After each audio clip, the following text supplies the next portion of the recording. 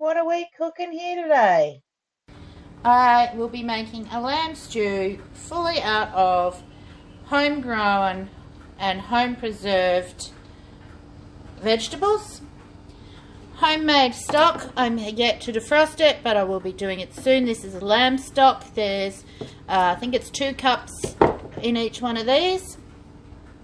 And the only store-bought ingredients I'm going to be using is I found some Hoskin sauce in the fridge that needs to get used, and I'm going to throw in some chili flakes just to add a little bit of something different in this meal. I have potato. These are small potato pieces I've canned up myself. This is pumpkin. We have celery, diced zucchini, sliced carrot, some leek instead of onion, and some peas. I'm going to use the last of my peas. It's kind of too much for one meal, but not enough for two, but I'm just going to throw them all in. As my herbs, I'm just going to use some of this parsley. I may throw in something else as I go, but I will see. So, prep for this meal, super easy. Grab what veggies you want out of the cupboard, and we're going to throw them into my favourite appliance, one of 2 favourite appliances, my pressure cooker. To get this one started, guys, we are going to brown off our meat of choice, which today is lamb. You can use whatever type of meat you want to for this one, but I'm using some diced lamb that I had sitting in the freezer. Now, once you have gotten this all nice and browned off, I'm going to use the pressure cooker mode on my pressure cooker, and I'm going to pressure cook this off.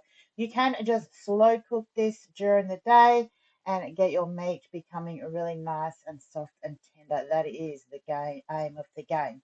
So once you've done that, and then we are going to add in all of those dehydrated vegetables. My apologies, I didn't hit the record button. So this is it after I have just added in between 1 and 2 cups of vegetables of choice. Just put them in there.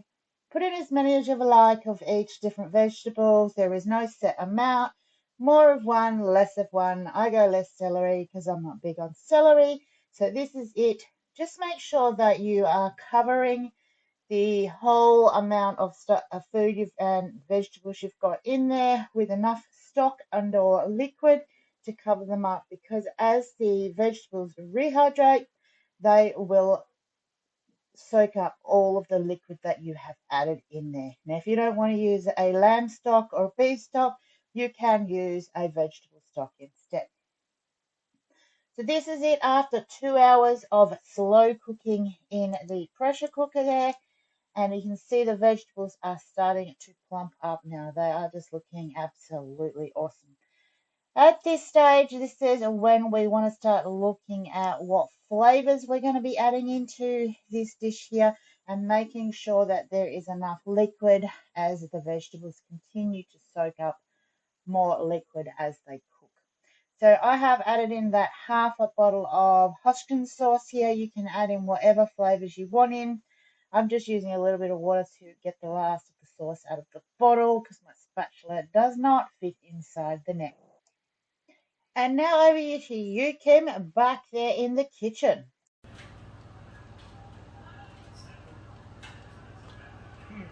I like that. It's really kind of like a stir-fry flavour, but not. I'm going to throw in a little bit of the chili flakes. Not too many though.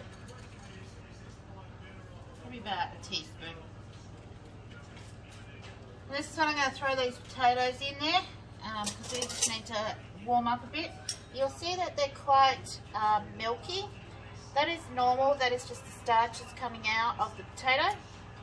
So I usually use a teaspoon. This is stainless steel lid, so it's a reusable one. So I actually want to do this without damaging the lid. So, and I find the back of a teaspoon works really well. So I'm just going to give these a rinse. They smell like cooked potato. I'm going to give these a rinse, and I'm going to add some into that. And I'm just going to put these potatoes straight in, just so you can see these potatoes were pressure cooked. They were raw packed. There is a video on that one that you can take a look at. So these straight out of the bottle. They're just like potato that you would cook potato to, like if you were making a potato salad. So they are cooked and slightly soft, but still slightly firm. Just throw that one away. So they pretty much just need heating through. So I'm just going to whack them in there.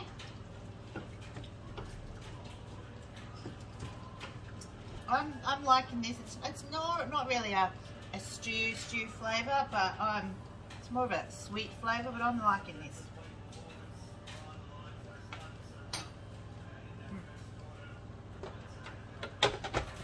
Let that go.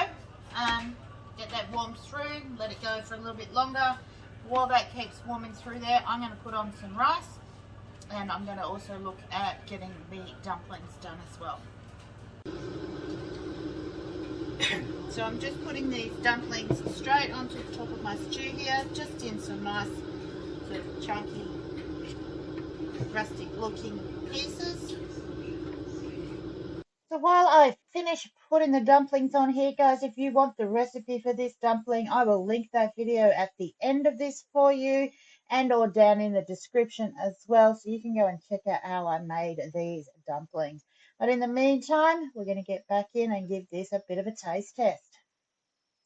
So I just steamed these off for about 8 minutes, guys, and they are looking absolutely awesome in here.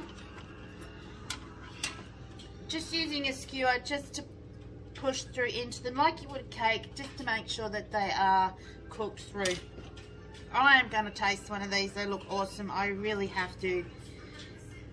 They look really nice and cooked in the middle. So I'm just going to give one of these a taste test.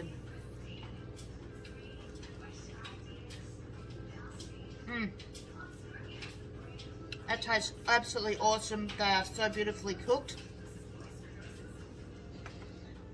I'm going to leave these sit in the pressure cooker here until my rice is ready, because it is not ready yet. On my keep warm setting. Hey everyone, that is another video cooking recipe for today. Please don't forget to go over and check out with Preserving with Mumma Bear and the Gardening with Mumma Bear as well. Those links will be down in the description for you to check out. And the subscribe button, the link for the dumplings will be here on your left or your right, one of the two. And until next time, guys, happy cooking.